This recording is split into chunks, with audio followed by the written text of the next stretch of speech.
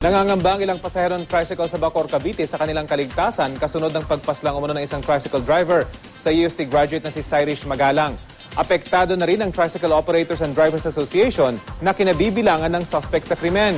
Balitang hatid ni Dano Tingkungko. Sa tricycle, umaasa ang masa pagdating sa mga lugar kung saan hindi praktikal ang maglakad.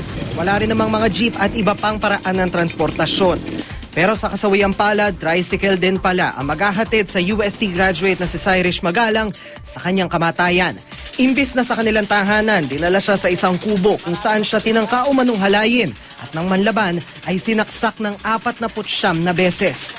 Ang brutal na pagpaslang kay Cyrus nangyari isang taon lang matapos hintuan ng tricycle ang UP Los Baños student na si Given Grace Sebanico. Hinold up ang estudyante, hinalay at saka pinatay ng tricycle driver at kasama niyang gwardya. Dito sa mismong terminal ng tricycle kung saan sumakay si Cyrus, hindi na itago ng ilang pasahero ang pagkabahala. Kinakabahan. Siyempre, para na rin sa safety kasi. Yung mga tricycle tinitingnan ko, siyempre hindi mo maiwasan na lahat tingin mo sa kanila, ganun din. Pati ang Tricycle Operators and Drivers Association o TODA ng lugar, apektado rin daw sa nangyari. Nabawasan din talaga yung mga pasahero namin gawa ng sinusundo na rin talaga ng mga pamilya.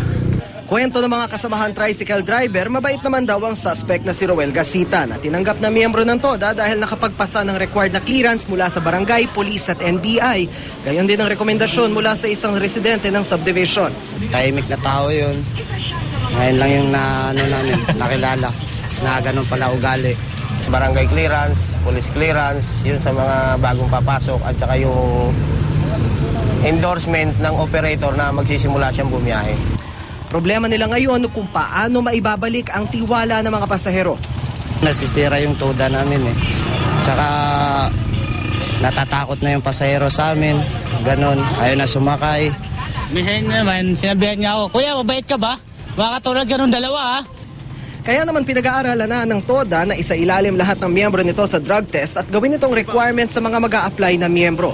Nilagyan na rin ng barangay outpost ang terminal bilang paghihigpit sa seguridad. Plano talaga naming bilhan ng CCTV yung pilahan na yan kasi kahit driver namin na-hold up din eh. Pagkatapos ng martial, officialis naman ang duty. Paalala naman ng mga otoridad sa publiko, tandaan ang body number ng sasakyan tricycle at hanggat maaari, iwasan ang mga may back ride. Isa yan sa dapat na ipagbawal natin dito dahil sa mga gatong sakul nga, dapat iwasan natin.